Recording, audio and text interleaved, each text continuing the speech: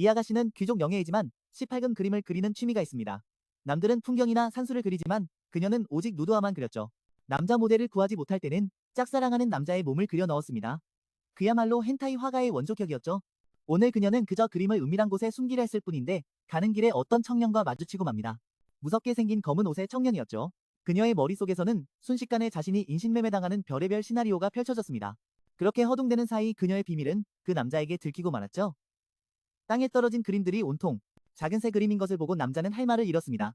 어차피 비밀도 들킨 마당에 체면이 다 뭔가요? 그녀는 곧바로 사람을 불렀습니다. 그녀는 그를 납치범으로, 그는 그녀를 변태로 몰아세웠죠. 하지만 하인의 설명을 듣고 나서야 두 사람은 모든 것이 오해였음을 알게 됩니다. 이 남자는 최전선에서 막 돌아온 라이언 손온 중사였던 거죠. 비록 오해는 풀렸지만 이 두 사람은 여전히 서로를 못마땅해하며 으르렁거렸습니다. 하지만 다른 사람들 앞에서는 품위 있는 귀족인 척해야 했죠. 만약 하녀가 없었다면 두 사람은 아마 바로 한판 붙었을 겁니다. 지나가던 길에 라이언이 갑자기 한마디 던졌습니다. 실물 모델은 한 번도 본 적이 없나 보군? 그러고는 넌지시 암시했죠. 촛대가 그렇게 작지는 않다고 말입니다. 그 말을 들은 그녀는 어리둥절했습니다. 아니, 촛대 크기가 여기서 왜 나오는 걸까요? 하지만 우연히 그림을 보고 나서야 그녀는 그가 무슨 말을 하려던 건지 깨달았습니다. 알고 보니 그가 바로 그녀의 그림 속 실제 모델이었던 겁니다. 이야기는 몇 년 전으로 거슬러 올라가는데요. 당시 라이언은 극비 임무를 자주 수행해야 했습니다. 전쟁터에서 그의 신분이 노출되면 임무는 그대로 끝장이었죠. 그래서 그는 자신의 금발머리 부하를 자신의 대역으로 내세웠습니다. 전쟁이 승리로 끝난 후 그 부하는 의도치 않게 젊은이들의 아이돌이자 국민 남편이 되었습니다. 주인공을 포함한 수많은 여성들의 마음을 사로잡았죠. 정말 운이 없어도 이렇게 없을 수가 있을까요? 게다가 그렇게 작게 그렸냐고 엄청나게 핀잔까지 들었습니다. 감히 나의 독수리를 작은 새로 그리다니. 정말이지 너무나도 억울했죠. 엘로의 집 그녀가 막 돌아왔을 때 아버지가 불러세워 물었습니다. 듣자 하니 어제 브리스버리에 갔었다면서? 그 말을 들은 그녀는 머리를 극적이며 우물쭈물할 뿐이었죠. 아버지는 말을 이었습니다. 그분이 네가 아주 흥미로운 아가씨라고 하더구나. 뭐라고요? 그가 저를 흥미롭다고 했다고요? 그녀가 혼란스러워하는 사이 아버지는 통보했습니다. 충격적인 소식을 말이죠. 그분이 다음 만남을 고대하고 있다면서 내일 저녁 라이언 손중령님과 식사를 할 거란다. 그 말을 들은 그녀는 5초 동안 얼어붙었습니다. 이번 판은 진짜 망했다 싶었죠. 그녀의 눈에는 두려움이 역력했습니다. 만약 그가 그 누드화에 대해 입이라도 뻥끗한다면 그녀는 아마 창피해서 쥐구멍에라도 숨고 싶을 겁니다. 어엿한 고귀한 영예가 18금 그림이나 그리는 걸 좋아하다니 이 체면을 어디에 둬야 할까요? 그녀의 상상 속에서 식사 자리는 이렇게 흘러갔습니다. 그녀와 아버지는 라이언의 호화로운 저택에 초대될 겁니다. 그리고 그는 아주 음흉한 표정을 짓고는 그녀의 어두운 비밀을 폭로하겠죠? 나으리, 따님은 아주 기이하고 지독한 변태입니다. 상상만으로도 그녀는 두려움에 떨며 서둘러 망상을 떨쳐냈습니다. 그림 사건에 대해 그의 입을 반드시 막아야 한다고 다짐했죠. 하지만 그녀는 문득 깨달았습니다. 잠깐, 다시 생각해보니 그 자식에겐 증인도 물증도 없잖아? 그가 말해봤자 아무도 믿지 않을 테니 걱정할 필요가 전혀 없었습니다. 말은 그렇게 했지만 다음날 그녀는 여전히 초조했습니다. 그저 그 남자가 입을 열지 않기만을 바랄 뿐이었죠. 이런저런 생각에 잠겨 있을 때였습니다. 그녀가 대문에 머리를 기댄 채 있을 때 멀리서 한 그림자가 천천히 다가오더니 나지막하고 따뜻한 목소리가 들려왔습니다. 한 남자의 목소리였습니다. 당신이 여기 있는 걸 보니 제가 제대로 찾아온 게 맞나 보군요? 낯선 목소리에 엘로이는 깜짝 놀랐습니다. 고개를 들어보니 그 사람은 바로 란이었습니다. 그는 오늘 귀족처럼 보이는 멋진 옷을 차려입고 있었습니다. 그녀는 넋을 잃고 그를 바라보았고 두 눈은 반짝였습니다. 하지만 그림 사건을 생각하니 이 남자에 대한 앙금이 여전했습니다. 그녀의 오리마저 노골적으로 태도를 드러내는 걸 보니 그 주인의 그 오리였습니다. 그는 갑자기 품속에서 종이 한 장을 꺼내 그녀에게 내밀었습니다. 아직 잊지 않으셨겠죠? 그 종이가 바로 그라드의 누드화라는 것을 본 순간 그녀는 식은땀을 비오듯 흘렸습니다. 흔적을 전부 없앤 줄 알았는데 어째서 아직도 남아있는 걸까요? 이 남자가 정말 잘 숨겨뒀던 겁니다. 자신의 약점이 여전히 잡혀있다는 것을 깨닫자 그녀는 즉시 태도를 바꿨습니다. 아, 우리 또 만났네요. 란씨. 제 이름은 란손입니다. 그가 대답했습니다. 란이 안으로 들어간 후 그녀도 서둘러 손에 든 그림을 구겨버렸습니다. 그가 천천히 말했습니다. 어제 버튼경을 만났습니다. 그분께서 블리스버리 관리에 자신의 도움이 필요하다고 하시더군요. 그래서 저는 그분 댁과 좋은 관계를 유지하고 싶습니다. 지나치게 꼬치꼬치 캐묻는 취미를 가진 따님과도 말이죠. 다른 성별에 대해서 말입니다. 그러니 여기 스톤 양과의 화합을 위해 그 사건은 없었던 일로 하죠. 그의 말을 들은 그녀는 깜짝 놀랐습니다. 일이 이렇게 간단하게 해결될 줄은 꿈에도 몰랐던 것입니다. 그와 화합하는 일은 절대 없을 거라고 생각했기에 그녀는 자신의 인생이 끝났다고 생각했었습니다. 1시간 후 모두가 함께 식탁에 앉아 식사를 시작했습니다. 식사 중에 그녀는 자신만의 생각에 잠겼습니다. 에밀리가 준비한 음식은 모두 훌륭했습니다. 해릿은 목사 부부 덕분에 분위기는 따뜻하고 활기찼습니다. 그녀는 얼굴을 찌푸렸습니다. 모든 것이 완벽했지만 단 한 가지, 바로 옆자리에 앉은 그 남자만 빼고요. 그때라는 엘로이의 아버지와 대화하며 그녀에게는 전혀 신경 쓰지 않았습니다. 알고 있습니다. 버튼경. 블리스버리는 매우 아름다운 곳이니 유지 보수를 최우선으로 해야 합니다. 아버지가 웃으며 대답했습니다. 정말 멋진 생각이군요. 우리가 같은 생각을 하다니요. 두 사람은 대화가 아주 잘 통하는 것 같았습니다. 그녀는 속으로 생각했습니다. 이게 뭐야? 아까는 그렇게 공격적이더니 지금은 왜 저렇게 신사적이고 친절한 거지? 나랑 있을 때와는 완전히 딴판이잖아. 이중인격자 같으니. 식사가 끝나고 그녀는 방으로 돌아가 쉬기로 했습니다. 좀 답답해서 방에 들어가 봐야겠어요. 하지만 계단을 오르던 중 그녀는 아버지가 란과 대화하는 것을 들었습니다. 손 중사님. 유명한 레이브 대령과 같은 대대에 계셨다고 들었습니다. 그라드의 이름이 들리자마자 그녀의 귀가 쫑긋 섰습니다. 대령님을 자주 만나셨겠군요. 괜찮으시다면 그분에 대해 이야기 좀 해주시겠어요? 란이 솔직하게 대답했습니다. 들려드릴 만한 재미있는 이야기는 별로 없습니다. 영웅에 대한 일화는 1년 중 드물게 일어나는 일에 불과합니다. 하지만 밖에서 잘생긴 남자를 좋아하는 한 소녀가 엿듣고 있다는 사실을 그는 몰랐지만 다른 사람들은 계속해서 부추겼습니다. 그래도 한번 이야기해보세요. 엘로이는 두 손을 꼭 쥔 채 반짝이는 눈으로 기대했습니다. 맞아요. 이야기해주세요. 하지만 그때 엘로이의 어머니가 갑자기 말했습니다. 레이브 대령은 겁쟁이에요. 인권 전투에 대한 이야기가 많았죠? 그런 겁쟁이는 훈장을 받을 자격이 없어요. 그 비난에 란은 어떻게 대답해야 할지 몰랐습니다. 사람들이 그 모습을 보고 서둘러 말을 거들었습니다. 손중사님, 부디 이해해 주십시오. 제 아내의 남동생이 그 전투에서 목숨을 잃었습니다. 하지만 그녀는 멈추지 않고 계속해서 물었습니다. 당신도 그 전투에 계셨겠죠? 손중사님, 레이브 대령에 대해 어떻게 생각하십니까? 밖에서 누군가 그녀 마음속 영웅을 겁쟁이라고 비난하자 엘로이의 눈빛은 혼란스러워졌습니다. 왜 저렇게 조용히 있는 거지? 반박하란 말이야. 당신의 영웅이잖아? 직접 만난 사람으로서. 누구보다 그분에 대해 잘 알 거 아니에요? 하지만 리안의 대답은 그녀를 아연실색하게 만들었습니다. 부인의 말씀이 맞습니다. 인곤에서의 레이브 대령의 행동에 대해서는 저 또한 비난받아 마땅하다고 생각합니다. 과거 누군가의 목소리가 그의 마음속에 다시 떠올랐습니다. 그분의 지원 명령은 너무 일렀고 그는 자신도 모르게 주먹을 꽉 쥐었습니다. 그의 말에 따르면 제57 보병대대는 경미한 사상자만 내고 후퇴한 반면 다른 대대들, 즉 부대들은 마지막 순간까지 버텼던 부대들은 살아남지 못했습니다. 그를 영웅처럼 숭배하는 자들은 참으로 한심합니다. 그는 경멸받아 마땅한 자이며 애국심을 버리고 제 한 몸 보신에만 급급했죠. 그 순간 엘로이는 더 이상 밖에서 지켜보고만 있지 않기로 했습니다. 엿듣는 것을 멈추고 리안 앞으로 다가가 그의 말에 반박했습니다. 저는 동의하지 않습니다. 그녀의 눈빛에서는 자신의 영웅을 험담하는 것을 용납하지 않겠다는 자신감과 단호함이 뿜어져 나왔습니다.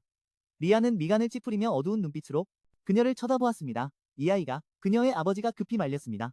지금 뭐 하는 게냐? 엘로이. 리안은 아랑곳하지 않고 직설적으로 말했습니다. 저는 오랫동안 관찰해왔습니다. 대령님을 말입니다.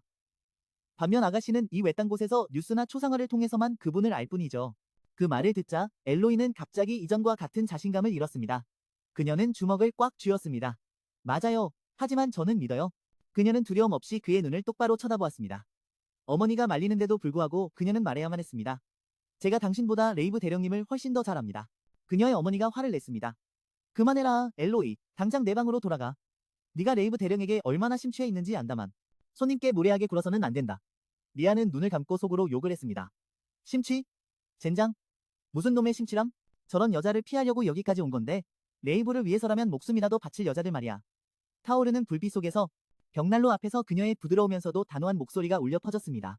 제가 레이브를 맹목적으로 숭배해서 그런 말을 한다고 생각하시나요? 아버지가 필사적으로 말리는 것도 아랑곳하지 않고 그녀는 리안에게 똑바로 다가갔습니다. 그리고는 그의 등 뒤에서 책 한 권을 꺼내 들었습니다. 그리고는 그것을 테이블 위에 놓았습니다. 그녀는 책을 펼쳐 원하는 페이지를 찾은 뒤 그곳에 적힌 내용을 가리켰습니다. 전장은 위치해 있었습니다. 아찔한 고원지대에 말이죠. 그래서 모든 병사들이 심각한 고산병에 시달려야 했습니다. 그녀의 손가락은 다시 X 표시가 된 곳을 가리켰습니다. 설상가상으로 식량 보급로까지 끊겼고 병사들의 체력이 소진되었을 때 적의 매복에 걸려들고 말았죠. 엘로이의 단호한 반박을 듣자 리안의 마음은 마치 과거의 그곳으로 돌아간 듯했습니다. 옛 전장으로 말입니다. 그는 속으로 생각했습니다. 그녀의 말이 맞아 나는 선택을 해야만 했어. 모든 보병 대대원들의 목숨이 제57 대대원들의 목숨이 내 손에 달려 있었지. 그래서 결국 나는 명령을 어기고 후퇴를 명령했어. 그것이 바로 엘로이가 말하고 싶었던 것이었습니다. 맹목적인 믿음이 아니라 충분한 증거와 정당한 이유가 있다는 것을요. 그녀는 리안을 똑바로 쳐다보며 내놓았습니다. 반박할 수 없는 단호한 해석을. 대령님은 모두를 구하기 위해 그 비겁한 길을 선택하신 겁니다. 그러니 제 생각엔 당신은 그분께 조금 더 감사해야 합니다. 이 순간 리안은 자신의 어두운 내면이 마치 방금 따스한 햇살이 비추는 것 같았어요. 아무도 제 편이 되어주지 않을 거라 생각했는데 그녀를 만나기 전까지는요. 비난에 맞서 주었으니까요. 스톤 영예, 고맙습니다. 참고로 이 부분부터 남자 주인공의 성이 손온에서 손튼으로 변경됩니다. 엘로이는 그가 왜 자신을 그렇게 쳐다보는지 몰라 깜짝 놀랐습니다. 분명 방금 전까지만 해도 아주 사나운 기세였는데 자신에게 감사 인사를 건네는 것을 깨닫자 화를 내며 쏘아붙였죠. 감사는 대령님께나 하세요. 제가 아니니까요. 이 광경을 본 그녀의 아버지는 속수무책으로 말렸습니다. 그만하거라, 엘로이. 라이언이 전투에 대한 정보는 어디서 얻었냐고 묻는구나. 책을 든 그녀는 태연하게 대답했습니다. 아, 신문에 전부 나와 있던데요. 덕분에 멀리서도 저는 그분의 전술을 이해할 수 있었어요. 누군가처럼 웨이브 대령님 곁에 꼭 붙어있지 않아도 말이죠. 그 말은 날카로운 화살이 되어 그의 자존심을 꿰뚫었습니다. 그녀는 책을 책장에 꽂고 말했습니다. 전 이만 방으로 돌아가 볼게요. 자리를 뜨기 전 그녀는 예법에 맞춰 작별 인사를 하는 것도 잊지 않았습니다. 귀족 영예의 예법에 따라서요. 그럼 모두 즐거운 저녁 되세요. 그녀가 떠나자 방 안에는 침묵이 흘렀습니다. 돌아갈 시간이 되자 엘로이의 아버지는 라이언에게 사과할 수밖에 없었습니다. 정말 미안하네, 손튼 중사. 내 딸이 웨이브 대령님 이야기에 관심이 많아서 말일세. 아이방에는 그분의 초상화까지 걸려있다네. 라이언이 대답했습니다. 그는 그 얼굴을 알아봤던 겁니다. 아버지는 어리둥절하며 물었습니다. 무슨 얼굴 말인가? 그는 황급히 손을 저으며 말했습니다. 아무것도 아닙니다. 설마 자신이 따님의 누드화를 그렸다고 말할 수는 없지 않겠습니까? 그는 덧붙여 말했습니다. 그보다 엘로이 영예께 제 말을 전해주십시오. 감사하다고. 웨이브 대령님을 이해해 주셔서요. 다음날 엘로이는 그림틀 옆에 홀로 멍하니 앉아 있었습니다. 그녀의 머릿속에 무슨 생각이 있는지는 아무도 몰랐죠. 그때 갑자기 돌멩이 하나가 창문을 때렸습니다. 소리를 들은 그녀는 즉시 기쁜 표정을 지으며 서둘러 창문으로 달려가 열었습니다. 아래에서 기다리던 사람도 그녀를 향해 손을 흔들었죠. 이 소녀는 엘로이의 절친한 친구 아비게일이었습니다. 거기서 뭐 하고 있어? 산책하러 가자. 엘로이가 약간 슬픈 목소리로 말했습니다. 미안, 나 일주일 동안 외출 금지야. 아비게일은 놀랐지만 계속해서 꼬드겼습니다. 한 번쯤 몰래 빠져나와도 아무도 모를 거야. 하지만 그녀의 말이 채 끝나기도 전에 엘로이의 아버지가 나타났습니다. 그는 친구를 식은땀 흘리게 만드는 낮은 목소리로 말했습니다. 엘로이는 지금 벌을 받는 중이다. 예외는 없어. 비록 네가 그 애의 절친한 친구라 할지라도 말이다. 어제의 행동은 그녀의 아버지를 매우 화나게 만들었습니다. 손님에 대한 네 행동을 반성하도록 해라. 일주일간 외출 금지다. 아버지에게 감히 대들지 못했기에 그녀는 모든 불만을 그 사람에게 쏟아낼 수밖에 없었습니다. 다 그 징그러운 라이언 손튼 때문이었죠. 그가 전쟁터에서 돌아왔다는 소식을 듣자 마을의 아가씨들은 계속해서 엘로이를 찾아와 정보를 물었습니다. 손튼 중사님을 만났다고 들었어? 어떻게 생기셨어? 잘생기셨니? 키는 커? 근육은 어때? 쏟아지는 질문 세례에 그녀는 어떻게 대답해야 할지 몰랐습니다. 그때 갑자기 그녀의 아버지가 집에서 나와 다른 아가씨들을 깜짝 놀라게 했습니다. 그는 차가운 목소리로 말했습니다. 엘로이가 몸이 좋지 않아? 쉬어야겠구나. 그렇지 않니, 딸아? 결국 그녀는 친구들을 돌려보낼 수밖에 없었습니다. 생각할수록 화가 치밀어 그녀는 모든 분노를 그림붓에 쏟아냈습니다. 그림 속에는 한 남자의 형상이 서서히 나타났는데 그는 그녀의 애완동물에게 쫓기며 물리고 있었습니다. 누구인지 말하지 않아도 알 수 있었죠? 바로 그때 아래층에서 갑자기 그녀의 아버지가 부르는 소리가 들려왔습니다. 엘로이, 브리스버리로 좀 다녀오너라. 아빠가 빌려놓고 아직 반납하지 않은 책이 꽤 있단다. 네가 대신 좀 갖다 주렴. 하지만 그녀가 문을 나서기도 전에 어머니가 그녀를 말렸습니다. 설마 그 차림으로 손튼 중사를 만나러 갈 셈이니? 그건 좀 아니지 않니? 라이언이 침대에서 자고 있는데 갑자기 그의 손이 꽉 쥐어졌어요. 그는 깜짝 놀라 잠에서 깼고 온몸은 땀으로 흠뻑 젖어 있었죠. 모든 것이 악몽이었다는 것을 깨닫고 나서야 그는 안도의 한숨을 내쉬며 이마에 손을 얹었어요. 또 그 꿈이었죠. 그는 옷을 갈아입고 밖으로 나갔어요. 강가에 이르자 그는 멈춰서서 신발을 강둑에 벗어두고 천천히 물속으로 걸어 들어갔어요. 차가운 물에 손을 담그자 그는 생각에 잠기지 않을 수 없었어요. 잊을만 하면 어김없이 찾아오는 악몽이군. 사방에 널린 시체들, 절망으로 가득 찬 동료들의 얼굴. 지금까지도 그들의 말이 아직도 귓가에 맴돌았어요. 레이브 대령님, 정말 계급 서열에 대해 이해하고 계십니까? 라이언 레이브, 당신이 다른 사람의 목숨을 방패로 쓴다고들 하더군요. 그 악몽을 꿀 때마다 편히 먹지도 자지도 못했죠. 심지어 도망치듯 온 블리스버리에서도 어떤 위안이나 편안함도 느끼지 못했어요. 할 일은 없고 모든 것이 고요한 대신 자신의 생각 속에 길을 잃을 뿐이었죠. 그가 과거에 대해 괴로워하고 있을 때 갑자기 마차 소리가 들렸어요. 한 소녀가 내렸죠. 마차에서 내렸는데 바로 엘로이였어요. 라이언은 그녀가 여기에 있는 것을 보고 매우 놀랐죠. 그는 속으로 그녀의 마차에 무슨 일이 생긴 건가 생각했어요. 하지만 그때 그녀가 갑자기 마차 옆면을 세게 치더니 하늘을 올려다보며 크게 소리쳤어요. 나 진짜 만나고 싶지 않단 말이야. 그 재수없는 손뜬 녀석은 털끝만큼도. 그 말에 라이언도 깜짝 놀라 식은땀을 흘렸죠. 내가 뭘 어쨌다고. 저 아가씨한테 저렇게 미움을 받는 거지? 2시간 전으로 돌아가서 엘로이의 어머니가 그녀에게 말했어요. 듣자 하니 손튼 중사님이 식사를 잘 못하신다더구나.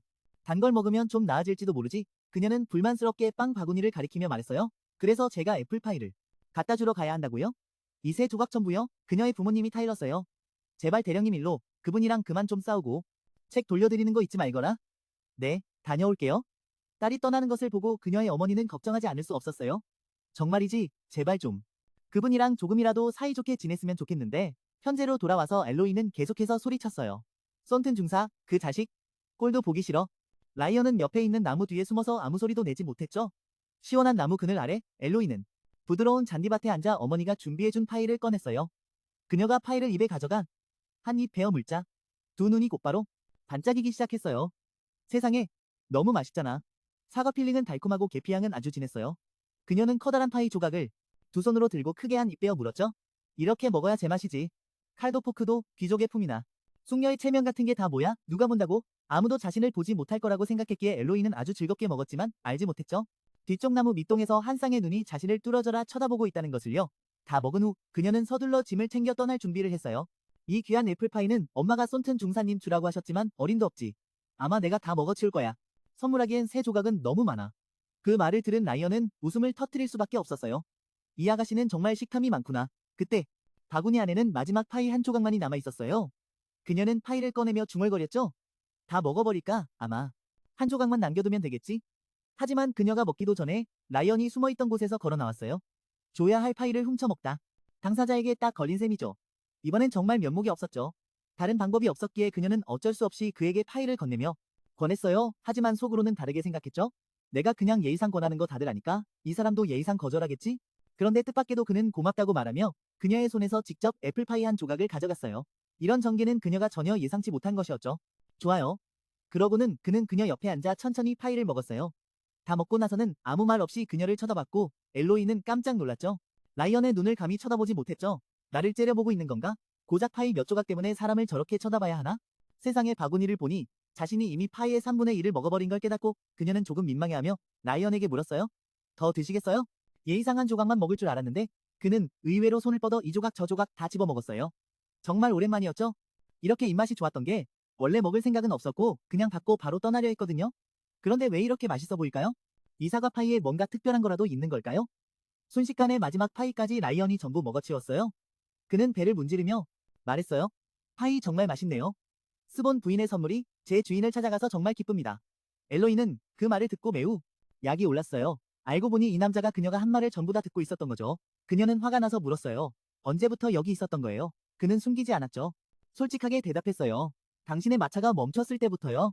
그녀는 고개를 돌리고 차갑게 흥 하고 코웃음을 쳤어요. 인상 깊네요. 엿들으면서 아무 소리도 내지 않다니 그 기술을 업무에도 사용하시나요? 질문에 담긴 비아냥을 눈치채지 못한 건지 그는 망설임 없이 대답했어요.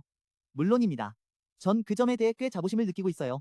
그 기술 덕분에 저는 훈장도 받고 상관들의 신뢰도 얻을 수 있었죠. 옆에 앉은 그녀는 이 잘난 척하는 남자를 보니 정말 한 대 때려주고 싶다는 생각이 들었죠. 그녀가 불쑥 물었어요. 상관이라고 하셨는데 혹시 대령님도 포함되나요? 그 말을 듣자 그는 갑자기 잠시 침묵하더니 이내 천천히 말했어요.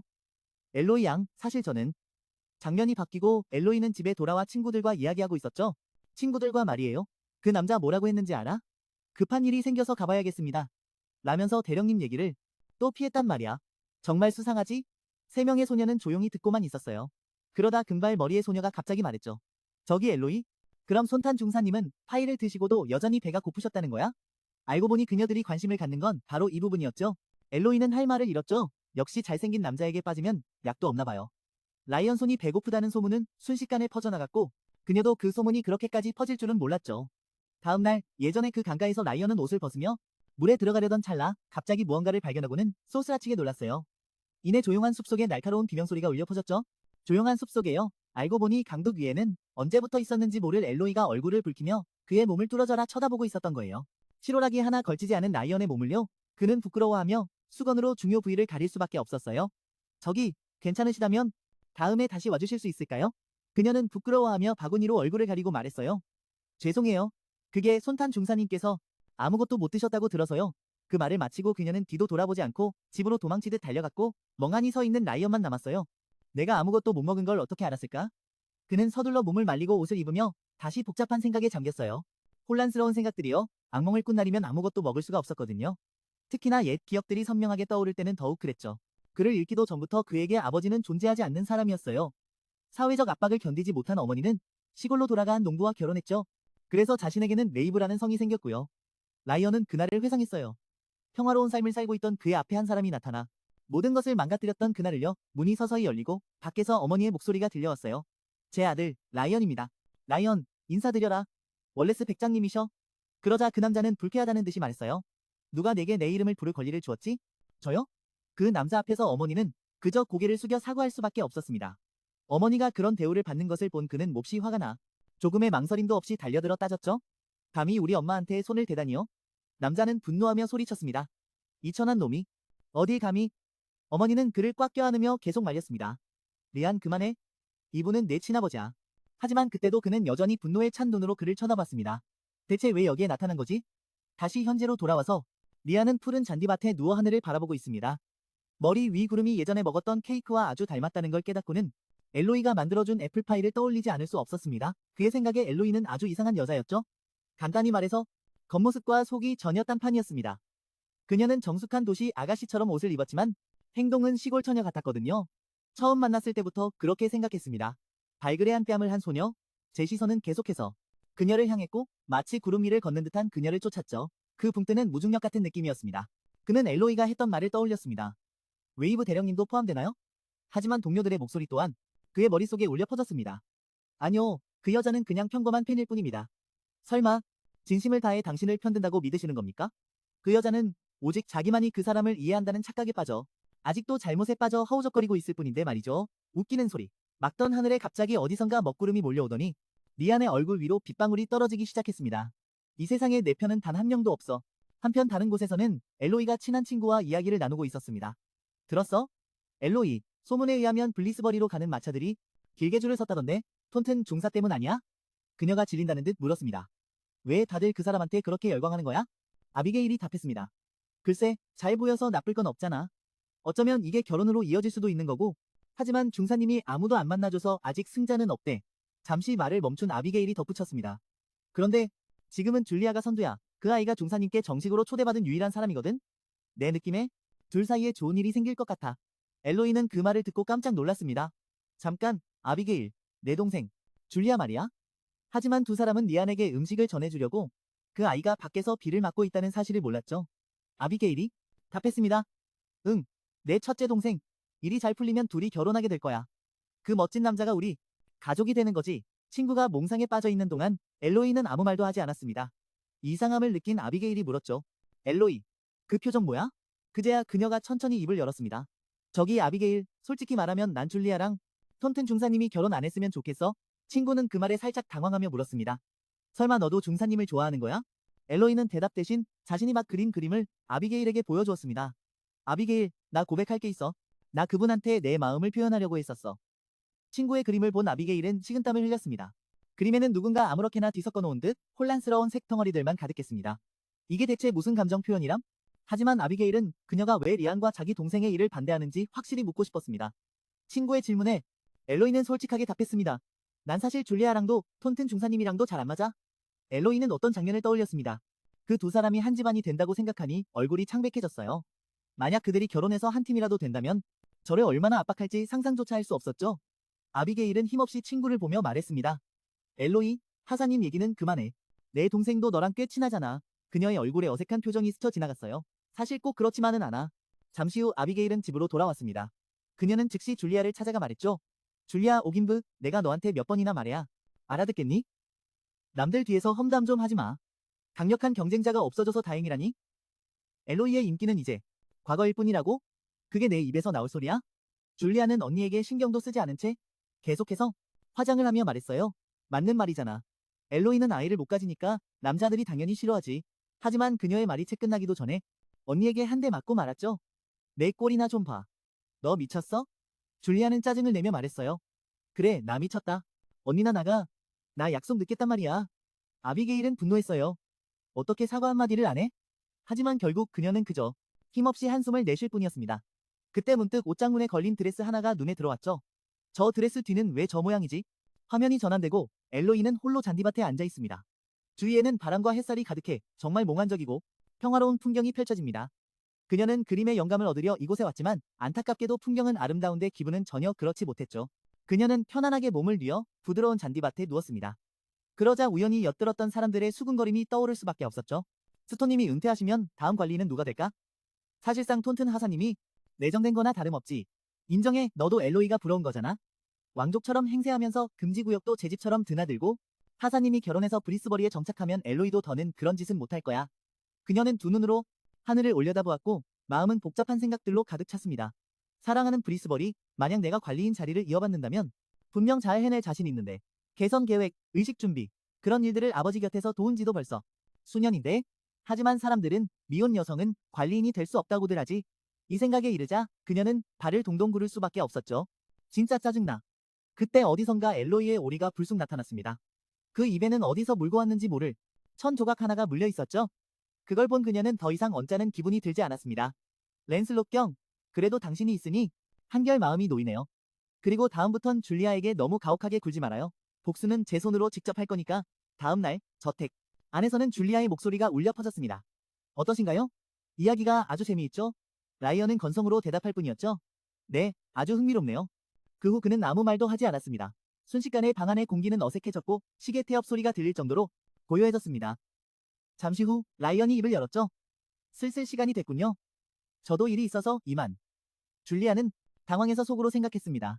이렇게 공들였는데 그냥 보내드릴 순 없어. 문득 무언가 생각난 듯 그녀가 급히 말했죠. 아, 맞다. 올해 브리스버리 무도회도 아주 성대하게 열리겠죠? 온 페트가 그날만을 손꼽아 기다리고 있답니다. 주최자이신 하사님께서는 혹시 댄스 파트너를 정하셨는지요? 하지만 라이언은 이 소식에 대해 전혀 모르는 눈치라 그녀는 할 말을 잃고 말았습니다. 그저 속으로 분통을 터뜨릴 뿐이었죠. 어쩜 저렇게 모든 것에 무관심할 수가 있지? 그날 저녁, 엘로이는 어머니에게서 소식을 전해 들었습니다. 엘로이, 브리스버리에서 편지가 왔구나. 아버지는 또 멀리 나가셨는데 하사님께서 무도회에 관해 답변을 원하신단다. 여름 연회, 편지를 다 읽은 그녀는 어머니를 안심시키며 말했어요. 걱정 마세요. 답장 문제는 제가 처리할게요. 그럼 고맙구나. 그 후 엘로이는 여름 야외와 관련된 자료를 찾아 나섰어요. 이 책들은 어떤 상자 안에 보관되어 있었는데 아주 무거운 상자여서 그녀의 팔이 뻐근해졌어요. 힘들게 책 더미를 방으로 옮긴 그녀는 편지를 한 통 보내야 했죠. 상황을 설명하기 위해서요. 버튼경에게. 최근 브리스버리의 여름 야외에 대해 들었습니다. 제가 주최자가 될 것이라는 이야기도 들었습니다만 이상하게도 지난번 만남에서는 그 어떤 설명도 듣지 못했습니다.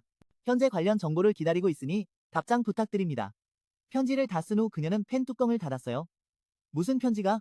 무서울 정도로 딱딱한지 정말 군대식이네요. 그녀는 이건 일이니까 사적인 감정은 배제하자고 스스로에게 다짐했어요. 그 후 그녀는 여름 무도에 대해 꼼꼼히 연구하기 시작했어요. 무도회는 보통 저녁 7시에 시작되었고 좌석 배치도를 정리했죠. 손님들의 자리를 배치하는 등 시간 가는 줄도 모르고 일에 집중했어요. 다음 날 아침 그녀는 어머니가 부르는 소리에 깜짝 놀라 잠에 섰겠죠. 세상에 밤새 앉았니? 편지는 엄마가 보내줄게. 이 서류들만 보내주시면 돼요. 엘로이의 어머니는 라이언에게 보낼 편지를 받아들었어요. 밖으로 나가기 전 그녀는 딸이 쉬는데 방해가 되지 않도록 조용히 문을 닫았죠. 딸의 휴식을 위해서요. 그 후 봉인 도장이 찍힌 편지 한 통이 라이언의 앞에 도착했어요. 하지만 편지를 열어본 그는 매우 당황하고 말았어요. 편지 안에는 온통 애정이 듬뿍 담긴 말들 뿐이었거든요. 제가 늘 그리워하는 라이언에게, 제가 늘 그리워하는 사람에게 편지를 다 읽은 그는 어안이 벙벙해서 내가 지금 대체 뭘 읽고 있는 건가 싶었어요. 그 이상한 아가씨가 자신에게 사랑 고백 편지를 보낼 줄은 꿈에도 몰랐던 거죠. 같은 시각 스톤에서는 엘로이가 기지개를 켜고 있었어요. 편안한 잠을 자고 일어난 후였죠. 라이언 대령에게 보내는 편지 어디까지 썼더라? 그녀는 한숨을 쉬며 턱을 괴었어요. 어차피 그분은 신경도 안 쓰실 이야기들 뿐인데 특히 그 이름에 대해서는 더더욱요. 그녀는 그 녀석을 떠올리지 않을 수 없었죠. 자신의 사과 파이를 다 먹어치운 그 얄미운 녀석을요. 정말 용서할 수 없다고 생각했죠. 근데 몰래 먹은 건 본인 아니었나요? 잠시 생각에 잠겼던 그녀는 오랫동안 품어왔던 속마음을 다시 써 내려가기 시작했어요. 한 글자 한 글자 천천히. 그녀의 펜 끝에서 글자들이 나타났어요. 이때 엘로이는 마치 상대방과 마주 앉아 직접 대화하는 듯한 기분을 느꼈죠. 대령님, 그분 같은 분이 블리스버리에 살고 있다는 것이 제게는 말로 표현하기 힘든 슬픔입니다. 저희의 관점이 일치하지 않아 그분과 논쟁을 벌인 적이 있습니다. 하지만 그녀는 그날 있었던 일을 떠올리지 않을 수 없었죠.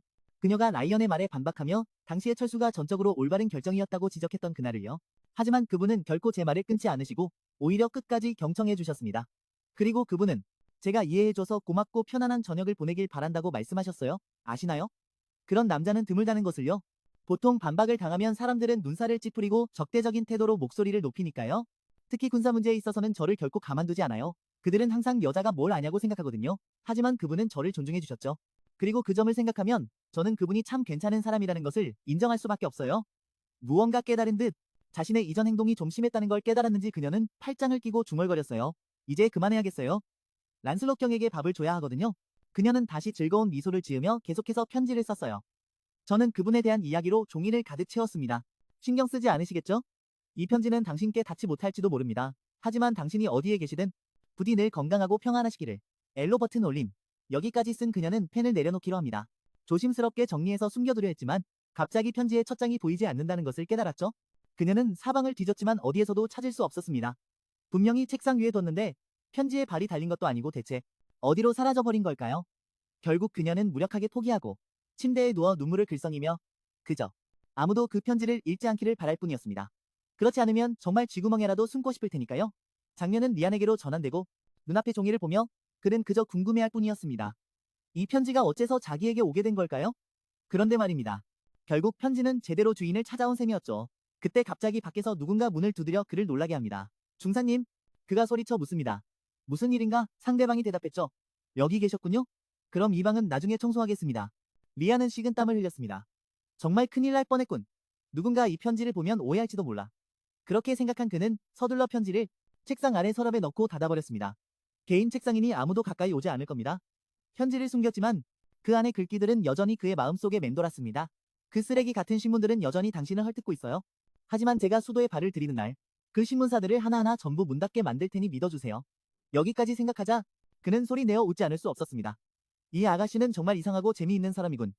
다음 날, 엘로는 습관처럼 대령에게 편지를 썼습니다. 물론 절대 보내지 않고 항상 숨겨둘 편지였죠. 레이브 대령님 요즘 잘 지내시나요? 오랫동안 편지를 쓰지 못했네요. 솔직히 너무 바빠서 이제야 펜을 들 수 있었어요. 물론 나쁜 일이 있었던 건 아니고요. 그녀는 나무에 기대어 생각했습니다. 비스베리에서 아무 소식이 없는 걸 보니 아무 문제도 없나 보네. 바로 그때 우편 배달부가 지나가며 외쳤습니다. 편지 왔습니다. 그녀가 급히 물었습니다. 어디서 온 건가요? 남자는 대답했죠. 브리스베리에서요. 그 말을 듣자마자 그녀는 허둥지둥 달려가 편지를 받았습니다. 우편 배달부는 보낸 사람이 긴급한 일이라고 했다는 말도 덧붙였습니다. 편지를 열면서 그녀는 생각했죠. 급하게 쓴 편지가 수첩에 적혀 있네. 그렇게나 급한 일인가? 편지의 내용은 이랬습니다. 이 편지를 받자마자 블리스베리로 와주시오. 당신의 리안이 아니라 바로 나 리안이 보내는 편지요. 편지를 다 읽은 그녀는 충격으로 새하얗게 질려버렸습니다. 알고 보니 그 종이는 사라진 게 아니라 어머니가 실수로 가져가 리안에게 보내버렸던 겁니다. 그녀는 서둘러 마차를 타고 급히 그를 찾아 나섰죠. 편지를 되찾기 위해서였습니다. 목적지에 도착하자마자 그녀는 안으로 뛰어들어갔습니다. 문 앞에는 리안이 오래전부터 그녀를 기다리고 있었고 그의 눈빛은 어딘가 놀리는 듯한 기색을 띠고 있었습니다. 그녀는 참지 못하고 소리쳤죠.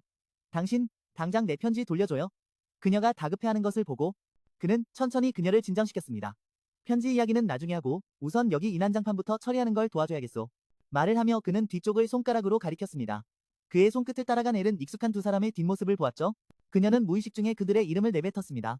켄스 씨와 윌슨 씨. 그들은 이웃마을 캠폰에서 대대로 내려오는 잡화점을 운영하고 있었죠. 여러 세대에 걸쳐서 말입니다. 두 가게가 서로 마주보고 있었기에 그들이 화목하기를 기대하기는 어려웠습니다. 하지만 불화가 이토록 심각해진 적은 없었습니다. 리아는 모든 것이 주문 문제에서 시작되었다고 설명했죠. 여름 파티를 위해서요. 두 주문서가 어찌된 영문인지 한 곳으로 섞여서 보내졌어요. 엘로이가 팔짱을 끼며 말했죠. 주문서를 다시 제출하면 모든 게 해결되는 거 아닌가요? 한스가 반대했어요. 하지만 작년에 엘로이 아가씨께서 직접 말씀하셨어요. 내년에는 저희 가게가 더 많은 주문을 받을 겁니다. 그렇기 때문에 두 주문서 모두 저희 쪽으로 와야 합니다. 맞은편에 윌슨도 지지 않았어요. 이 해결 방식에 동의할 수 없습니다. 아가씨께서도 제게 똑같이 말씀하셨으니 잘 기억해보시죠. 이 두 사람을 마주한 엘로이는 어쩔 수 없이 얼굴을 감쌀 뿐이었어요. 그러다 그녀는 갑자기 라이언에게 손을 내밀었어요. 종이와 펜이 필요해요. 모두가 자리에 앉아 논의하기로 결정했어요. 진지하게 그녀는 해결책을 제시하기 시작했어요. 그럼 우리 함께 이 문제를 처리하는 게 어떨까요? 작년에 K의 주문은 이 항목과 이 항목이었고 윌슨은 이 부분을 담당했죠? 하지만 두 분 모두 기억하실 겁니다. 작년의 실수를요. 이 말을 듣자 두 사람은 즉시 깜짝 놀랐어요. 엘로이는 말을 이었죠. K의 양갈비부터 시작해서 저희의 요구는 소고기였어요. 그리고 윌슨 가게에서는 양념 한 통이 아예 도착하지 않았죠? 그녀는 말하면서 계산을 하며 부인할 수 없는 확실한 증거를 제시했어요. 그렇기 때문에 저는 모든 주문을 한 가게에만 맡기는 것을 재고해야 할 것 같아요. 그녀는 종이 두 장을 내밀어 칸스와 윌슨에게 각각 한 장씩 주었어요. 대신 제가 두 개의 새로운 주문서를 작성해서 각자에게 드리겠습니다. 반대하는 분 있나요? 그러자 두 사람은 자신의 주문서를 매우 신중하게 검토하기 시작했어요. 엘로이는 재촉하지 않고 조용히 앉아 기다렸죠. 한편 라이언은 칭찬하는 눈빛으로 그녀를 바라보고 있었어요. 이 아가씨가 생각보다 일 처리를 깔끔하게 잘하는군. 칭찬을 듣자 그녀는 의기양양해졌어요. 이 정도는 별거 아니지, 간단한 일이라고요. 라이언이 박수를 치며 말했어요. 아주 좋아요. 그럼 연애 준비도 좀 더 도와주시죠. 그리고 그녀는 무슨 일이 일어났는지 이해하기도 전에 그에게 다른 곳으로 끌려갔어요. 이때 그녀 앞에는 두꺼운 책 더미가 쌓여 있었어요. 그는 일부는 확인했으니 나머지는 그녀에게 부탁한다고 말했죠. 그녀가 라이언에게 물었어요. 작년 식기 목록은 어디에 있나요? 그는 선반 위에 책 한 권을 가리키며 말했어요. 여기 있습니다. 그들이 책을 꺼내려 할 때 두 사람의 손이 우연히 서로 닿았어요. 엘로이는 조금 부끄러워하며 서둘러 뒤로 물러났죠. 그는 사과했어요. 고의가 아니었습니다. 그저 사고였을 뿐입니다. 엘로이는 고개를 돌리며 차갑게 대답했어요. 알고 있어요? 그걸 본 그는 속으로 생각했죠. 나를 변태보듯 쳐다보는군. 누가 남의 누드화를 그렸는지도 모르면서. 문득 그는 미소를 지었어요. 그래, 아주 싫겠죠. 어차피 나는 당신의 그 라이언님이 아니니까. 하지만 그의 말이 채 끝나기도 전에 그녀에게 입이 막혔어요. 그녀는 즉시 그를 의자에 앉히고 더 이상 말하지 못하게 했죠. 하지만 이때 그녀는 갑자기 얼굴을 붉히며 깨달았어요. 자신이 이렇게 가까운 거리에서 남자와 접촉해 본 적이 없다는 것을요. 그런데 자세히 보니 이 얄미운 녀석이 꽤 잘생겼더라고요. 깜짝 놀란 그녀는 서둘러 손을 거두며 내가 지금 무슨 생각을 하는 거냐고 중얼거렸어요. 하지만 이때 그가 갑자기 입을 열었어요. 정말 미안하다면 제 질문에 대답해 주세요. 당신은 대령님께도 그런 편지를 자주 쓰나요? 이 말을 들은 엘로이는 얼굴이 굳어지며 그게 무슨 소리냐고 물었죠. 정말 변태라니까. 하지만 그녀는 여전히 그의 질문에 대답했어요. 저는 그런 이상한 문장으로 시작하지 않아요. 적어도 답장을 받지 못하기 전까지는요. 그분은 제 편지를 단 한 통도 읽지 않으셨을 거예요. 아마 다른 수많은 사람들도 그렇겠죠. 그분께 편지를 보냈어요. 제 글은 어차피 받는 이의 손에 닿지 않을 테니 저는 시작했습니다. 제 마음이 원하는 것이라면 무엇이든 쓰기를요.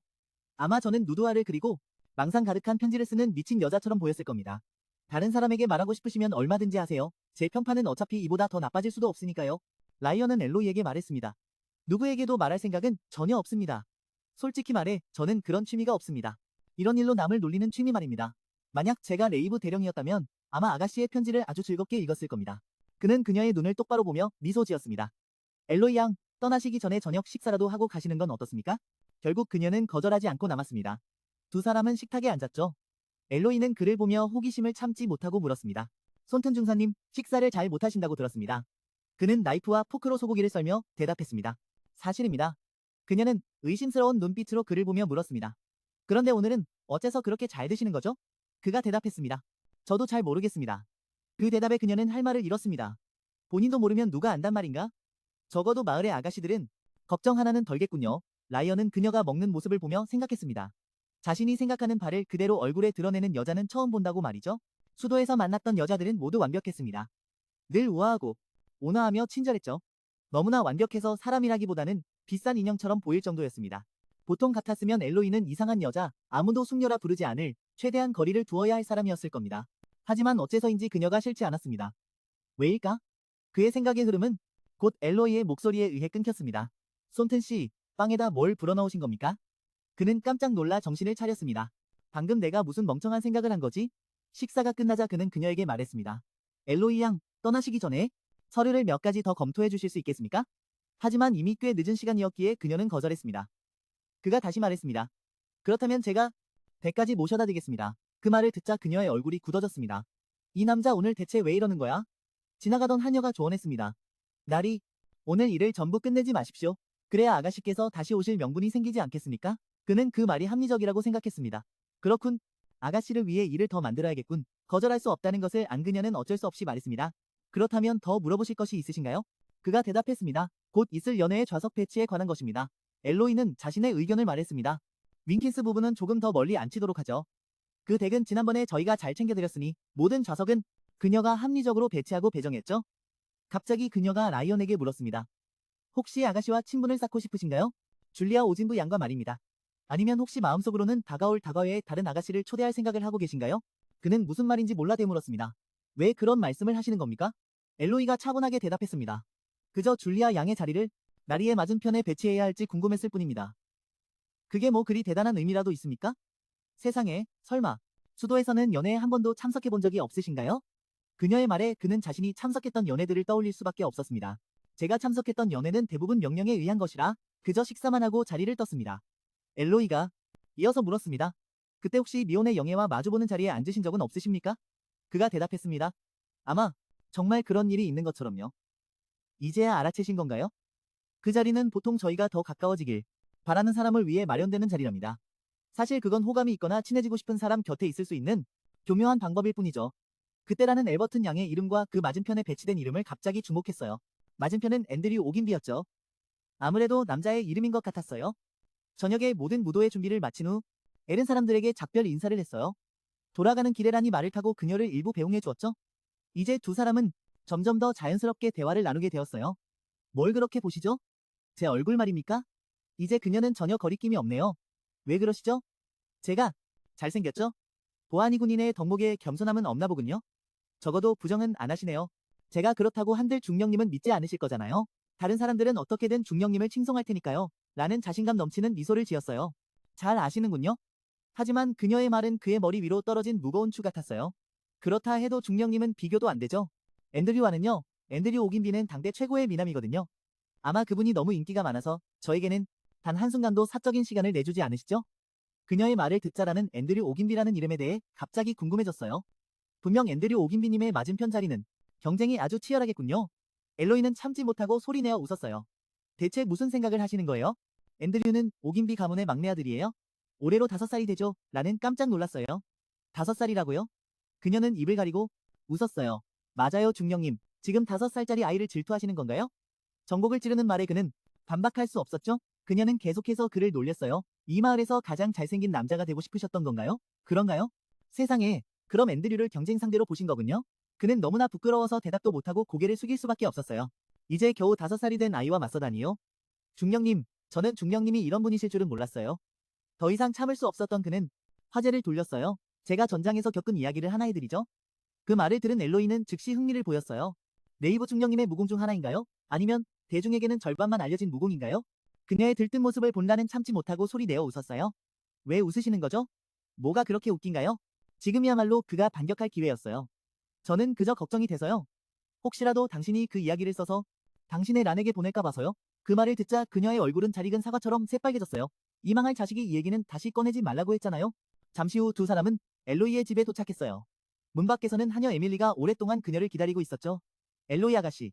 그녀는 서둘러 말에서 내렸어요. 에밀리, 왜 안 자고 여기 나와 있어? 아가씨께서 아직 돌아오지 않으셨는데 제가 어찌 편히 잠들 수 있겠어요? 에밀리는 그녀가 춥지 않도록 서둘러 얇은 담요를 덮어주었어요. 부인께서도 걱정이 많으세요. 최근에 또다시 탈영병에 대한 소문이 돌고 있거든요. 탈영병이라는 말을 듣고 란도 다가와 물었어요. 이게 무슨 일이죠? 에밀리가 대답했어요. 아마 처음 들으시는 거겠죠? 중령님, 얼마 전에 옆마을에서 한 노인이 낯선 자에게 습격당했어요. 그 후로 사람들은 이 근방에 탈영병이 숨어 있다고 수군거리고 있어요. 심지어 그 습격범과 탈영병이 동일 인물이라고 생각하죠. 그가 엘로이에게 물었어요. 왜? 탈영병 얘기를 하지 않은 거죠? 그녀는 뺨을 극적이며 말했어요. 아마 잊어버렸나 봐요. 그의 얼굴이 심각해졌어요. 그건 안 되겠군요. 이제부터 제가 매일 직접 당신을 호위하겠습니다. 그 말을 듣고 두 아가씨는 순간 눈을 동그랗게 뜨고 그를 쳐다봤어요. 매일이요? 저를 호위해달라고요? 아가씨를 호위하라는 말씀이십니까? 하지만 어디서부터 어디까지 말입니까? 그는 엘로이를 차마 쳐다보지 못하고 머리를 극적였습니다. 버턴 경께서 부재 중이신 동안 엘로이 양은 이제 저와 함께 공동 관리인이 되었습니다. 어떠십니까? 직접 블리스버리에 가서 상황을 감독해 주시겠어요? 그는 덧붙였습니다. 계속 편지를 쓰는 것보다 현장에서 설명하는 게 더 편하지 않겠습니까? 그렇지 않습니까? 하지만 그녀가 아무 말도 하지 않고 침묵하자 그는 식은땀을 흘렸습니다. 그녀는 속으로 그 말을 곱씹고 있었죠. 이전에 단순히 관리인의 딸도 아니고 대리인도 아닌 공동 관리인이라는 그 말을 말입니다. 거기까지 생각한 그녀는 희미하게 미소 지으며 대답했습니다. 다른 방법이 없겠네요. 공동 관리인으로서 제가 직접 가봐야겠군요. 내일 뵙겠습니다. 그날 이후로 제 일정은 반복되었습니다. 이른 아침에 블리스버리에 출근해서 밤이 깊어서야 돌아오는 생활이었죠. 디저트는 충분히 준비되었나요? 네, 아가씨. 여름 무도회 준비는 순조롭게 진행되었습니다. 액자를 오른쪽으로 조금만 더 옮겨주세요. 조금만 더요. 엘로이 양, 옆방 청소는 다 끝났습니다. 그럼 이 장식품들을 그쪽으로 옮겨주세요. 파티를 준비하는 동안 라이언도 직접 사람들을 도왔습니다. 그의 뒷모습을 보며 그녀는 문득 생각에 잠겼습니다. 언젠가 굳게 다짐하지 않았던가? 저 남자와는 절대로 엮이지 않겠다고 나는 맹세했었다. 다시는 그와 마주치지 않겠다고 말이다. 언제부터 이렇게 된 걸까? 아침부터 저녁까지 하루 종일 그의 얼굴을 보고 그와 대화를 나누고 생각해보니 우린 의외로 호흡이 꽤 잘 맞았고 심지어 조금 재미있기도 했다. 물론 그가 하는 대령님 이야기가 재미있다는 거지 이 남자 자체가 재미있다는 건 절대 아니었다. 긴 하루의 일이 끝나고 두 사람은 잔디밭에 앉아 쉬면서 대화를 나눴습니다. 그런데 캔본에는 누구와 갈 겁니까? 어머니도 에밀리도 아니지 않습니까? 라이언이 불쑥 제안을 건넸습니다. 저와 함께 가는 건 어떻습니까? 한편 수도 뉴엠의 군총사령부에서는 한 남자가 책상에 앉아 깍지를 끼고 있었습니다. 그의 표정은 몹시 심각했죠. 필립, 우리 라이언이 아무래도 사랑에 빠진 것 같아. 다음 날 엘로이가 라이언에게 물었습니다. 뭘 그렇게 빤히 쳐다보세요? 라이언이 웃으며 답했습니다. 당신 얼굴요? 왜요? 제가 너무 예쁜가요? 그는 엘로이의 말을 그대로 이용해 그녀를 놀렸습니다. 아무래도 겸손은 관리인의 덕목에 없나 보군요. 그 말을 들은 그녀는 화가 났지만 어쩔 도리가 없었습니다. 두 사람이 함께 있는 모습을 우연히 아비게일이 목격했고 곧이어 그녀의 동생 줄리아도 이 사실을 알게 됩니다. 뭐 저게? 저건 손뜬 중사랑 엘로이잖아? 줄리아는 2층 창문 너머로 분노에 차 그들을 쳐다봤습니다. 엘로이 쟤 미쳤나봐. 전에는 그 사람 싫다고 했으면서. 그 시각 라이언은 마차에 앉아 있었습니다. 엘로이와 함께 말이죠. 그녀는 혼자만의 생각에 잠겨 있었습니다. 나만이 그의 그런 면을 알고 있다는 사실을 믿을 수가 없어. 정말 불공평한 일이야. 나와 대화할 때는 말투가 완전히 달라지니까. 마치 내 앞에서만 진짜 성격을 드러내는 것 같아. 비꼬고 농담하고 또 거리낌 없이 퉁명스럽고 직설적으로 굴고 우리 어머니와 대화할 때 라이언은 무척 다정했습니다. 제가 아가씨에게 많은 도움과 지도를 받고 있습니다. 그런 말씀을 해주시니 정말 기쁘네요, 나리. 그녀는 그의 연기력을 인정했습니다. 부모님 앞에서 그런 모습을 보이니 그가 한 수 위었네요. 이 장면을 보고 그가 이전에 군에서 비밀 임무를 수행했다는 것을 짐작할 수 있었습니다. 바로 군대에서의 비밀 임무 말이죠. 이전에 두 사람은 이 문제에 대해 이야기한 적이 있었습니다. 비밀 임무라고요? 라이언 손튼 중사, 당신이요? 그녀는 믿지 않았습니다. 당신이 임무를 수행하면 바로 들킬 거라고 생각해요. 전부. 당신의 그 거슬리는 목소리 때문이라면서요. 하지만 라이언을 대하는 어머니의 태도를 보고 그녀는 자신이 크게 착각했다는 것을 깨달았습니다. 아직 아침 식사를 못 하셨겠군요. 피곤하시지는 않을지 모르겠네요. 에밀리, 소스에 꿀 넣는 거 잊지 마라. 안 그러면 이 귀한 손님께서 맛이 밍밍하다고 느끼실 테니까. 어머니는 온갖 신경을 써줄 뿐만 아니라 그와 아주 즐겁게 대화를 나눴습니다. 준비는 여름 축제 준비로 아주 바쁘시겠어요. 엘로이가 도움이 좀 되나요? 한편 라이언은 올 때마다 선물이 없으면 꽃이라도 가져왔습니다. 물론입니다. 부인, 아가씨께서 제게 많은 도움을 주셨습니다. 두 사람이 즐겁게 대화하는 동안 엘로이는 자연스럽게 소외되었습니다. 대체 누가 엄마의 친딸인지 모를 지경이었죠. 그녀의 어머니는 환하게 웃으며 말했습니다. 이렇게 와주신 것만으로도 영광인데 어찌 선물까지 가져오셨나요? 아닙니다. 페오툼에서 가장 고귀하신 부인을 뵙게 되니 저는 그저 제 자신이 초라하고 부끄러울 따름입니다. 엘로이조차도 이 남자의 연기력이 정말 대단하다고 인정해야 했습니다. 오기 전에 혓바닥에 꿀이라도 바르고 온 걸까? 다음 날 아침, 라이언과 엘로이는 다시 잔디밭에서 대화를 나눴습니다. 그는 자주 그녀의 의견을 물었죠. 초대 손님 명단에 칸본에서 오시는 분들이 몇 분 계시더군요. 만약 제가 칸본에서 그분들께 미리 인사를 드린다면 연회 당일에 더 수월하지 않겠습니까? 정말 그렇네요. 그럼 내일 우리 칸본 입구에서 만나죠. 라이언은 엘로이에게 집으로 마중 가겠다고 말했습니다. 그녀는 괜찮다며 마차를 타고 직접 갈 수 있다고 거절했죠. 하지만 그는 밖은 위험하다며 고집을 부렸습니다. 탈영병이 아직 잡히지 않았으니까요. 칸본에 관해서는 저와 함께 가는 게 어떻습니까? 그녀는 왜 갑자기 칸본을 언급하는지 의아해했습니다. 이 제안이 싫으신가 보군요. 그런 건 아니에요. 그냥 궁금해서요. 왜 칸본에 가시는 거죠? 한편 다른 곳에서는 한 금발의 남자가 편지를 손에 들고 있었습니다. 즐거운 표정으로 말이죠. 그는 안경 쓴 청년에게 물었습니다. 휴가 며칠 남았지? 편지 겉면에는 비스버리 841이라는 주소가 적혀 있었습니다. 이왕 이렇게 된 거 우리도 휴가나 좀 쓰자. 금발의 남자는 꽃을 만지작거리며 말했습니다. 그분이 마치 데이트라도 하는 것처럼 차려입으셨다는데 상상이가? 안경 쓴 남자는 무표정한 얼굴로 차갑게 말했습니다. 리처드 카메론 중이 쓰레기 치우고 내 방에서 당장 나가. 리처드는 다시 소파에 드러누웠습니다. 라이언 웨이브, 우리의 사랑하는 중령님께서 즐기고 계신 것 같아. 아주 즐거운 회복 과정을 말이야. 더는 참을 수 없었는지 안경 쓴 남자가 밖으로 나가려 하자 리처드가 황급히 막아섰습니다. 잠깐, 내 말 좀 들어봐. 라이언이 최근에 보낸 편지 기억나? 의복에 대해 묻는 내용이 있었잖아. 안경 쓴 남자는 필립 중위가 되물었습니다. 그래서 어쨌다는 거지? 너도 알잖아? 라이언은 옷차림 같은 건 지독히도 싫어하는 거. 리처드의 목소리가 진지해졌습니다. 필립, 내 생각에 우리 라이언이 연애 중인 게 틀림없어. 필립이 낮은 목소리로 대답했습니다. 오늘 운이 없는 날이군. 장면이 바뀌고 줄리아가 황급히 언니를 찾아 달려가고 있었습니다. 아비게일 언니, 방금 봤지? 손튼 중사님 말이야. 데이트하는 것 같아. 그것도 엘로이랑 같이 말이야. 아비게일이 설명했습니다. 연애 준비 때문에 칸본에 간다고 했어. 하지만 줄리아는 그 빌어먹을 핑계를 전혀 믿지 않았습니다. 그 파티는 핑계일 뿐이었어요. 그녀는 휴지로 입가에 번진 립스틱을 닦아냈죠. 그 두 사람은 분명 서로에게 반한 걸 거예요. 같이 일하다가 말이에요. 말도 안 돼요. 너도 알잖아. 엘로이는 그 중사님을 견디지 못한다고. 언니, 정말 순진하구나. 인생이란 그런 거야. 방금 전까지 주먹을 날리다가도 다음 순간에는 서로 껴안고 키스하는 거지. 아빅은 대답하지 않았어요. 그녀는 여동생의 방으로 들어가 어질러진 물건들을 정리했어요. 줄리아, 넌 정말 이걸 어떻게 다 치우라는 거야? 그녀는 허리를 숙여 바닥에 떨어진 립스틱을 주웠죠. 그러다 무언가에 이끌린 듯 거울에 비친 자신의 모습에 시선이 닿았어요. 그녀는 조심스럽게 입술에 립스틱을 발랐어요. 그리고 동생이 벗어둔 옷을 대보았어요. 이내 그녀는 씁쓸한 미소를 지으며 웃음을 터뜨렸죠. 사람은 정말 알 수가 없구나. 인생이 나를 어디로 데려갈지, 그런데 왜 내 인생은 이렇게 예측 가능하고 지루하게 느껴질까? 그때였어요. 칸봉에서 라이언과 엘로이의 등장은 옷가게에 있던 몇몇 아가씨들의 시선을 사로잡았어요. 세 명의 아가씨가 밖으로 고개를 내밀었죠. 저기 스톤가의 아가씨 아니야? 옆에 있는 저 멋진 신사는 누구지? 잠시 거리를 거닐던 그들은 윌슨의 가게에 도착했어요. 어서 오십시오. 엘로이 아가씨, 손튼 중사님. 오랜만입니다, 윌슨 씨. 이건 뭐죠? 향이 정말 좋네요. 이건 해외에서 막 들여온 차입니다. 뜨거운 물을 붓고 기다리면 서서히 피어나 원래의 모양으로 돌아가죠. 정말 아름답네요. 현재 칸봉에서 가장 인기 있는 제품입니다. 다음 물량이 들어오기 전까지는 저희 가게 외에 다른 곳에서는 이 차를 구하기 어려우실 겁니다. 그녀는 차를 맛보며 평가했어요. 향도 훌륭하고 맛도 좋아서 파티에 내놓기 딱이겠어요. 그녀가 이 차를 마음에 들어하는 것을 보고 그는 곧바로 말했어요. 가게에 남은 차를 전부 사겠습니다. 엘로이가 급히 말렸죠. 무도회 예산을 초과하게 될 거예요. 하지만 그는 신경 쓰지 않았어요. 걱정 마십시오. 제 돈으로 살 생각이니까요. 밖으로 나왔을 때 그녀는 그에게 묻지 않을 수 없었어요. 중사님, 그 차가 그렇게 마음에 드셨어요? 네, 향도 좋고 맛도 좋더군요. 그의 시선이 그녀를 향했죠. 무엇보다 보는 재미도 있고요. 다음 장소로 이동할까요? 좋아요. 길을 가던 중 라이언은 갑자기 무언가를 감지했어요. 그는 매우 경계하며 재빨리 뒤를 쳐다본 후 그녀가 반응할 틈도 없이 그녀의 손을 잡아 빠르게 이동했어요. 이어서 두 사람은 구석진 곳으로 몸을 숨겼죠. 그는 손으로 엘로이의 입을 막아 소리를 내지 못하게 했어요. 조용히. 누군가 따라붙었어. 그의 머릿속은 계획을 세우고 있었죠.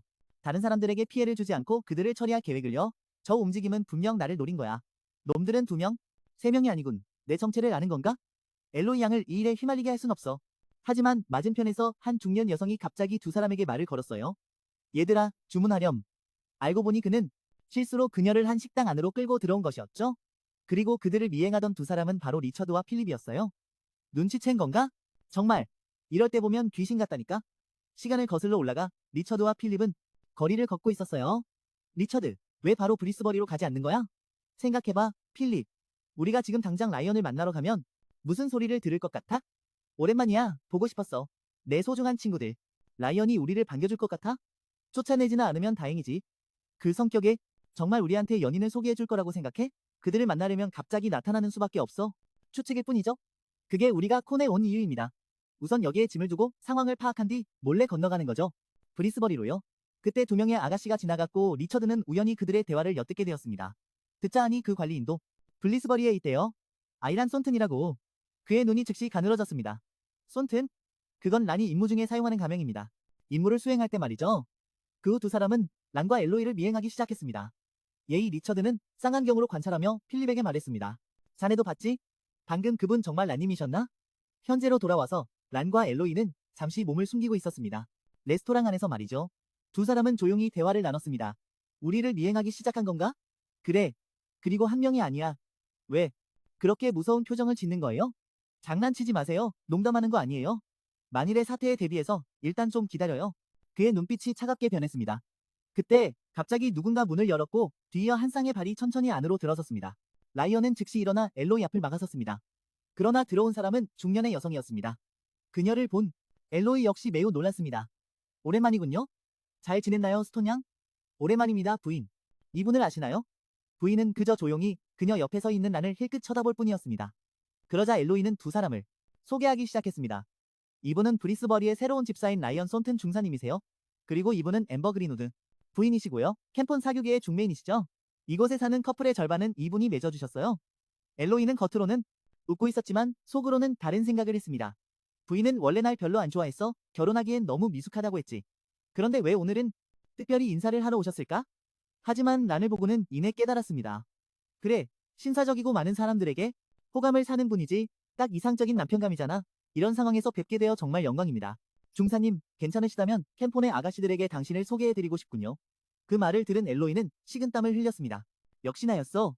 잘생긴 남자는 어딜 가나 사람들의 주목을 받는구나. 그때 엠버 부인의 안경이 번뜩였습니다. 부인은 갑자기 문 밖에 모여있던 아가씨들에게 말했습니다. 아가씨들, 들어오세요. 그 말에 엘로이와 라는 모두 얼굴이 창백해졌습니다. 언제부터 저렇게 많이 모여 있었던 거야?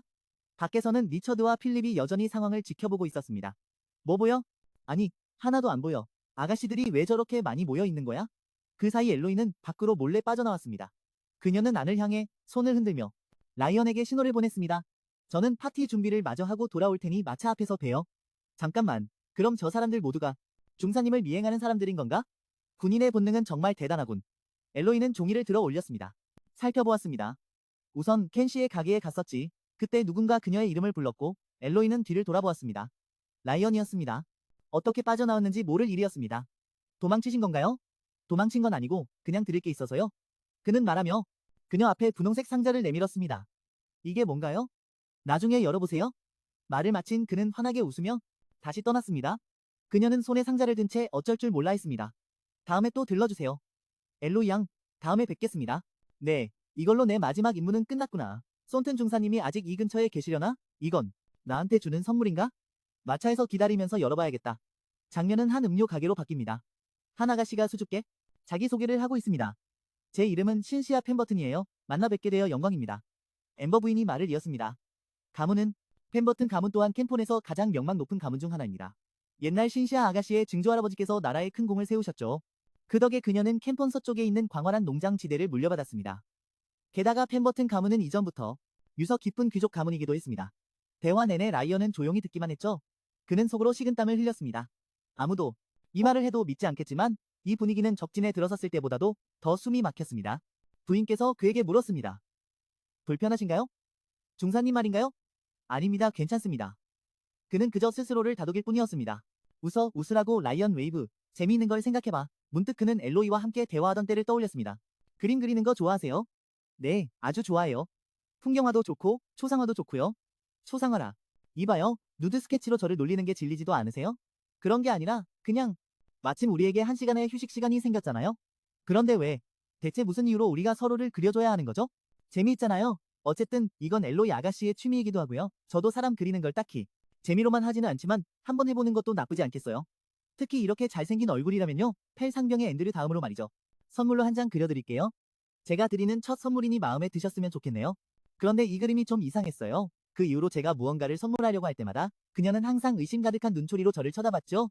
라이언은 조용히 차를 한 모금 마시며 이번에도 그녀가 그런 표정을 지을지 궁금해했습니다. 한편 다른 곳에서는 엘로이는 상자를 열었습니다. 안에 든 것을 보고 그녀는 깜짝 놀랐죠. 이건 내가 윌슨의 가게에서 봤던 그 차잖아. 그때 분명 유리병에 담겨 있었는데 대체 언제 이런 걸 준비한 걸까? 정말 웃기는군. 이런 걸 선물했다고 내가 좋아할 줄 아나? 그럼 비즈베리에서 보죠. 한편 이쪽에서는 라이언은 넋이 나갈 정도로 지쳐 있었습니다. 벌써 3시간이나 지났으니 엘로이 아가씨가 기다리고 있겠군. 두 사람이 만났을 때 엘로이는 그에게 묻지 않을 수 없었습니다. 오늘 만난 영예분들 중에 호위하고 싶은 분이 있었나요? 아니요, 없습니다. 그렇군요. 수도의 미래를 약속한 분이라도 있나요? 아니요, 그럼 그 전에는요? 마음을 주었던 분은요? 아무도 없습니다. 설마 평생 독신으로 사실 건가요? 중사님은 어떠십니까? 엘로이 아가씨, 제가 영광스럽게도 회장을 맡고 있는 모임에 대해 못 들어보셨나 보군요. 결혼해서 은퇴한 사람들의 모임이라고. 쉽게 말해 그런 모임이죠. 그는 그녀를 보며 속으로 생각했습니다. 자의로 은퇴한 것 같지는 않은데 고향이 어디신가요? 체스터시입니다. 거기서 태어나고 자라셨나요? 태어난 곳은 모르지만 3살부터 10살까지 거기서 살았습니다. 그렇군요. 생각해보니 중사님에 대해 물어본 건 이번이 처음이네요. 햇살이 비쳐 그녀는 눈을 찡그렸습니다. 지금까지 우리는 일 얘기만 하거나 중령님에 대한 질문에 답하기만 했으니까요. 그걸 보고 라이언은 재빨리 손으로 햇빛을 가려주었습니다. 제게 더 물어보셔도 됩니다. 부드러운 햇살이 두 사람의 얼굴 위로 비쳤습니다. 분위기가 한창 낭만적일 무렵 마차가 갑자기 돌멩이를 밟고 지나갔습니다. 그 결과 두 사람은 머리를 부딪혀 혹가지나고 말았습니다. 엘로이가 라이언에게 물었습니다. 10살까지 체스터에서 사셨다면 그 후에는요? 그녀의 질문에 그는 친아버지를 떠올렸습니다. 왜 하필 지금 나타나신 걸까? 라이언 웨이브, 나를 따라오너라. 그는 대답했습니다. 저는 그냥 여기저기 떠돌아다녔습니다. 그게 무슨 회피성 대답이죠? 더 물어보라고 한 건 당신이잖아요. 저도 하나 물어봐도 될까요? 그럼요. 당신이 말한 그 독신 모임의 다른 회원도 있나요? 네, 아비게일을 만나본 적 있나요? 아니요. 줄리아 양에게서 그녀에 대해 듣긴 했지만 그게 전부입니다. 아비게일이 지팡이에 의지해야만 걸을 수 있다는 걸 아시나요? 네. 들었습니다. 알고 계신다면 당신에게 질문이 하나 있습니다. 장애인은 어떤 면에서 결함이 있는 사람들이죠? 당신도 그렇게 생각하나요? 하사님, 저는 군인입니다. 제 주변의 전쟁의 공포를 직접 몸으로 느껴본 사람이 아무도 없을 거라고 생각하십니까? 당신이 반대해서 다행이네요. 그렇지 않았다면 당장 2차에서 쫓아냈을 거요. 그렇다면 걱정 없이 말씀드릴 수 있겠네요. 아비게일은 제 소꿉친구예요. 그녀는 지팡이에 의지하지 않으면 걷기 힘들어서 제가 자주 아비게일의 집에 방문하곤 했어요. 엘로이 양은 어디서 오셨나요? 수도요. 풀럼에 요양하러 왔어요. 어렸을 때 심한 병을 앓아서 아이를 가질 수 없게 됐거든요. 결혼 시장에서 말하는 결함이라는 건 마치 상품 시장과 다를 바 없죠. 그렇지 않나요? 다른 사람을 저울질하고 평가하죠. 사람을 물건처럼 취급하는 게 지겹지도 않은지 우스울 따름이에요. 가끔 저에게 추파를 던지는 남자들이 있어요. 그들은 제가 받은 유산을 노리는 거죠. 매번 그런 식으로 그들을 쫓아내요. 어떻게 그렇게 하시는데요? 그들이 듣기 싫어하는 말을 하는 거죠. 제 배우자의 키는 명백히 1.85m 이상이어야 해요. 담배를 피우지 않는 남자여야 하고요. 제 배우자는 친구들과 어울리느라 저를 혼자 내버려둬서는 안 돼요. 저는 책을 사는데 돈을 많이 쓰는데 괜찮으시겠어요? 제가 말할 때는 절대로 제 말을 끊으면 안 돼요. 그런 말들은 오만한 남자들의 자존심의 총알처럼 밝히죠. 그러다 보면 어느 순간 그들은 자연스럽게 제 곁을 떠나요. 이상하죠? 제가 내건 조건들이 그렇게 충족하기 어려운 것도 아닌데 말이에요. 아니요, 전혀요. 저녁이 되고 엘로이는 방에 앉아 있었어요. K에 비하면 윌슨 가게의 품질이 더 좋아 보였죠. 문득 그녀는 손트나사의 고향인 체스터를 떠올렸어요.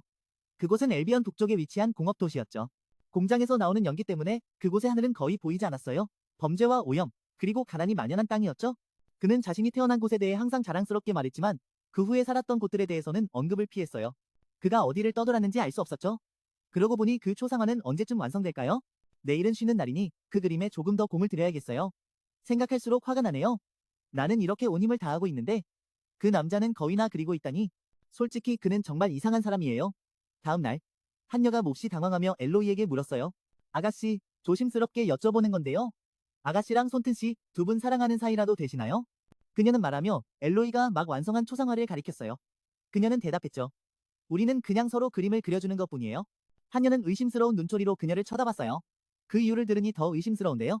대체 왜 그렇게 서로 그림을 그려주는 건데요? 그게 제대로 된 설명인가요? 그날 엘로이는 어머니와 함께 애프터눈 티를 마셨어요. 어머니는 꽃과 차가 함께 차려진 것을 처음 보셨죠. 정말 아름답지 않니? 우리 블리스버리에서 열리는 파티에서 이걸 사용할 거란다. 수입차라면 분명 비쌀 텐데 예산이 감당할 수 있을까요? 손튼 하사님이 돈을 냈습니다. 그걸 사려고 따로 둔 거니까 그건 걱정하지 마세요. 그 사람도 분명 사정이 있었을 거예요.